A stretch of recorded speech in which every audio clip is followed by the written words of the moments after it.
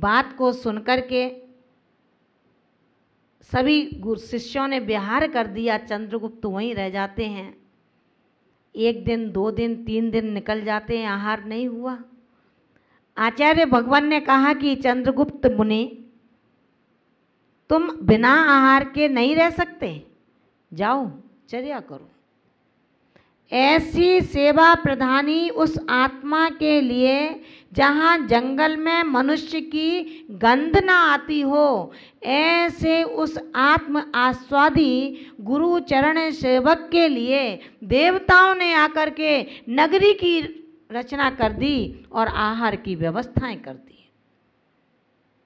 चूंकि मुनि देवताओं का बना द्रव्य नहीं ले सकते, लेकिन उनको पता नहीं था कि ये देवताओं के द्वारा यहाँ पर रचना की गई है। गुरु की आज्ञा से उन्होंने चर्या की, आहार ग्रहण किया।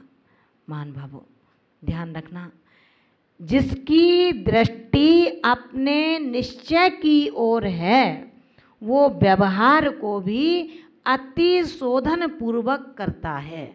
जिसकी दृष्टि अपने लक्ष्य पर पहुँचने की है उसे कसाय के झकझोरने वाले आवेश कभी परेशान नहीं करते।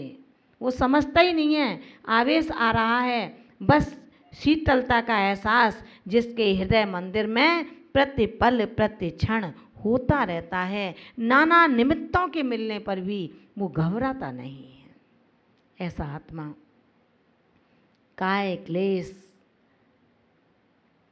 उपवास आदि करता है तो कर्मों को क्षय करने का उद्यम करता है संबर पूर्वक, और जो इससे विपरीत करता है, आचार्य भगवान कहते हैं, तो उसमें कोई सार नहीं है।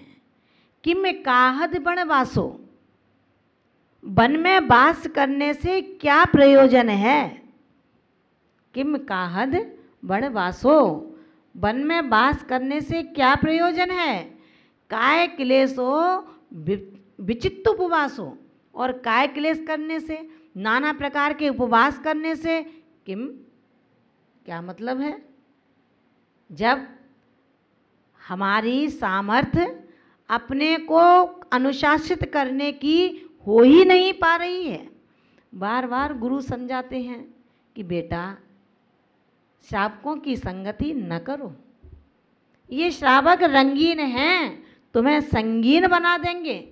रंगीन तो दूर है, संगीन बना देंगे। जिनके अंदर नाना प्रकाश की वारदातें छिपी होती हैं, ऐसी वो संगीन स्थिति तुम्हारे रंगीन जीवन को भी बर्बाद कर देती हैं। रे साधक, तू रंगीन नहीं है, तू तो धवल परिणामों से, धवल वस्त्रों से बैठा हुआ है। इन रंगीन की जो तेरे लिए क्षण मात्र भी संगति है, वो संगीन वारदाताओं से भर देगी। उतना ही प्रयोजन रखो जितना तुम्हें उनसे लेना देना है। असमय में उनको अपने पास न बैठाओ, भैयावृत्ति कराओ, लेकिन सामयिक के समय नहीं। उनको तो इस चीज़ का बोध होता ही नहीं है। आप साधना के शिखर पुरुष हैं, आप साधना की महिला आदर्श हैं। आपने अपनी महिला के उस कृत अवस्था को प्राप्त किया है। अब नारी के इस पर्याय में दूसरी पर्याय कोई नहीं बन सकती है। तो ऐसी स्थिति में आचार्य भगवंत कहते हैं कि मैं काहद बण वासो काय क्लेशो विचित्त उपवासो, अध्ययन मौन पहुदी समुदा रईहस साहुस। कितना अध्ययन, किसके लिए अध्ययन, कैसा मौन। जिस मौन के अंदर मायाचार का जाल बिछ रहा हो, जिस मौन के अंदर मेरे चरण दुराचरण की ओर बढ़ रहे हों। एक साधक का दुराचरण क्या होगा, वो विषयवृत्ति नहीं करेगा, वो परिस्त्री सेवन नहीं करेगा। जो अपने समय से पर समय में गया, जो अपने तत्व से पर तत्व में गया, जो अपने सुष्ट विचारों से कुविचारों में उतरा, जो सामायिक की आराधना के समय विराधना में निकल गया, बस उसका वो ही दुराचरण है। ध्यान रखना, आचार्य भगवंत कहते हैं आत्मा का स्वभाव शांत है, शीतल है।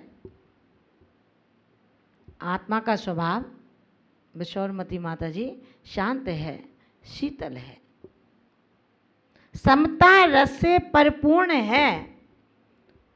उसे अपने आत्म स्वभाव की रुचि प्रतीति के बिना तप, वन में निवास, विचित्र विचित्र तरह के, कोई तेला करते हैं, कोई 10 उपवास करते हैं, कोई अष्टांगा के व्रत करते हैं, कोई 16 कारण के 1 महीने के व्रत करते हैं, कोई पंचमेरु के करते हैं, नाना उपवासों को लगे हैं करने में। आचार्य भगवंत कहते हैं ये विचित्र विचित्र उपवास, काय क्लेश, अध्ययन, मौन की साधना आदि क्या कर सकती है जब तक अपने अंदर में कर्मों को क्षय करने का उद्देश्य ही नहीं बना है। अपना मित्र होता है कोई जिससे मन मिल रहे हैं, उसने अगर ये भी कह दिया भैया बाहर हो जाओ, तो हंसते हुए बाहर चला जाता है। और जब मन नहीं मिलते हैं तो प्यार से भी कह दिया तो भी कसाई की परिणति 7 समंदर पार हो जाती है, वो दुश्मन के रूप में लगने लगता है, मन नहीं मिलता।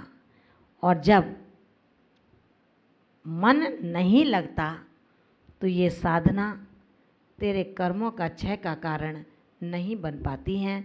पूज्यपाद स्वामी ने भी यही कहा है, जो जीव आत्मा अनात्मा के स्वरूप को देह से भिन्न आत्मा की अखंडता को नहीं जानता, तब तक घोर तप करता हुआ भी वो मुक्ति को, अपने वैभव को, अपने स्वरूप को, स्व समय को प्राप्त नहीं हो सकता है।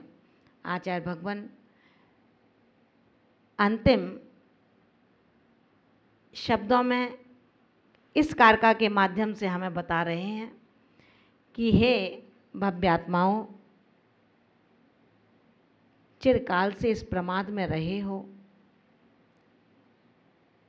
छोटी छोटी निद्राओं से क्यों अपने आप को उस निद्रा के वशीभूत करते हो।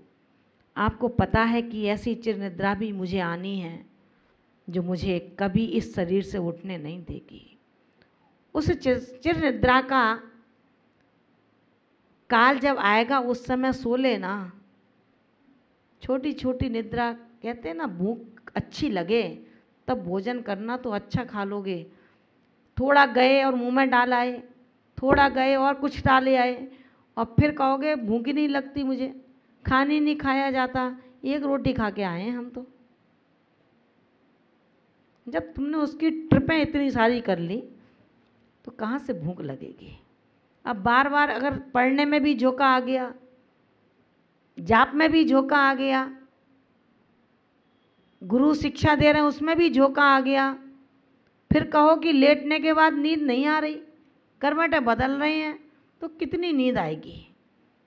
तुमने छोटे छोटी नींद के टुकड़े इतने कर लिए, उनमें सावधान रहते तो शायद विश्राम शैया पर उस श्रम की तंद्रा को तोड़ने के लिए आप जैसे ही स्पर्श करते, निद्रा देवी आती और होले होले झोंटे देकर तुम्हें अपनी गोद में थपकी दे के सुला देती, और आप समय पर, क्योंकि अंतर्मूर्त की निद्रा है, ऐसी थोड़ी 2 घंटे की, 4 घंटे की, 6 घंटे की निद्रा। ये तो भौतिक दृष्टि कहती है, संसार की दृष्टि कहती है कि एक स्वस्थ व्यक्ति के लिए 6 घंटे की निद्रा आवश्यक है। लेकिन हमारी वैज्ञानिक का मतलब वेद विज्ञान की दृष्टि, ये वैज्ञानिक नहीं जो चंद्रमा पर पहुंच गए हैं, सूर्य पर पहुंच गए हैं। जो नक्षत्र मिला, जो तारा मिला, जो कुछ मिला वो चंद्रमा और सूर्य मान लिया। जैन दर्शन ने सूर्य चंद्रमा पर पहुंचने के लिए बहुत असंभवता प्रतीत की है कि उन्होंने उदाहरण दिया है, जिस सूर्य मंडल को देखते हैं जो हमसे योजनों दूर है, उसको देखते हैं, उसकी तपन सहन नहीं होती।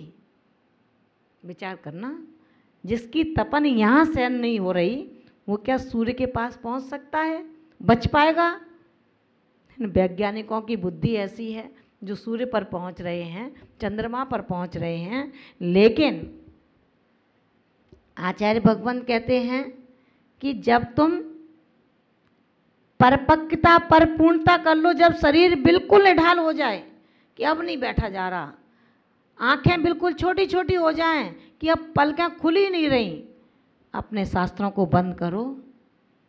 चटाई आधी है, आधी पर सो जाओ, पूरी है, पूरी पर सो जाओ, ककरीली पथरीली जमीन है, उस पर सो जाओ, क्योंकि इसका काल सिर्फ अंतर्मूर्त है। आपके श्रम को मिटाने के लिए अंतर्मूर्त की निद्रा हमारा जैन दर्शन कहता है। एक साधक आत्मा के लिए, जिसको अपने शरीर को नहीं आत्मा को पुष्ट करना है, उसके लिए अंतर्मूर्त की निद्रा ही पर्याप्त है। इसकी सिद्धि छैडालाकार ने छैडाला ग्रंथ के अंतर्गत कर दी है। याद है ना? भूमाहि पिछली रयन में कछु शयन एक आसन करे। एक करवट से जो निद्रा आ गई ले लेते हैं वो तपोधन, और फिर उठ कर के बैठ जाते हैं। और जो निद्रा का नाटक करते हैं, नींद टूट गई, अब इधर करवट से लेट गए, अब 1 घंटे इधर सोएंगे, फिर नींद टूट गई, फिर दूसरी करवट से ले लेंगे, और जब कमर टूट गई तो बिल्कुल सीधे हो जाएंगे, और उसमें भी शांति नहीं मिली तो उठेंगे और कहेंगे नींद भी नहीं आई और टाइम भी खर्च हो गया। कितने बहाने बनाते हैं, सब कुछ खा लिया और कहते हैं कुछ भी नहीं चला आज। अरे खाया नहीं तो पी लिया, गया तो पेट में। विचार करना, डॉक्टर ने कहा है रोटी मत खाना, आहार थोड़ा हल्का करो, तो हल्का आहार करना है। माता जी आज हमें, महाराज जी आज हल्का आहार करेंगे। महाराज ने कहा जो इच्छा हो ले लेना, चौके में तो 50 चीज़ें होती हैं। गए, रोटी नहीं ली, चावल नहीं लिए, दलिया नहीं लिया, और आके ढिंढोरा पीट गया, आज मैंने कुछ नहीं लिया। भैया 1 घंटा क्या किया था, 45 मिनट क्या किया था, आधा घंटा क्या किया था? जो दूसरे खा रहे थे उनको देख रहे थे क्या? कर क्या रहे थे आखिर? आचार्य भगवंत कहते हैं कि मैं काहद बनवासो काय क्लेशोचित विचित्र उपवासो अध्ययन मौन पहुदी। अध्ययन मौन किसके लिए है? एकांत वास किसके लिए है? मोबाइल करोगी क्या एकांत में? क्या करना है? हमें अकेला कमरा क्यों? अगर एकांत जितना अच्छा है, एकांत उतना बुरा भी है। मोबाइल बहुत अच्छा है तो मोबाइल बहुत खराब भी है। ध्यान रखना, जिस चीज़ में अच्छाई है उसमें बुराई भी बहुत है। लेकिन एक आत्मधर्म ऐसा है जिसमें सिर्फ मीठा मीठा है, तीखा कुछ भी नहीं है। आचार्य भगवान 83वीं कारका में कहते हैं, मात्र बाह्य लिंग कर्म क्षय का हेतु नहीं हो सकता है। बाह्य लिंग का हेतु हमने दीक्षा को उदाहरण कर लिया है, ये बाह्य लिंग है। आचार्य भगवान कहते हैं केवल दीक्षा को लेकर, पीछी कमंडल लेकर के कार्य नहीं हो सकता। मुझे पता है आपका समय हो चुका है, आकुलता ना हो, कार्य वो करूँगी। आप साधिका हैं और ये साधिकाओं की साधना को पूर्ण कराने वाले वर्ग बैठा है यहाँ पर, तो इनका भी ध्यान रखना होगा। तो निश्चित रूप से इस 83वीं कारका को हम कल मात्र बाह्य लिंग कर्म क्षय का हेतु नहीं होता है। बाह्य लिंग का तात्पर्य जैसे हम बाहर हैं, जितने हम बाहर दिख रहे हैं उतने ही भीतर हों। जो भीतर होता है वो कभी तीतर नहीं होता, और जो भीतर होता है वो भी तर जाता है।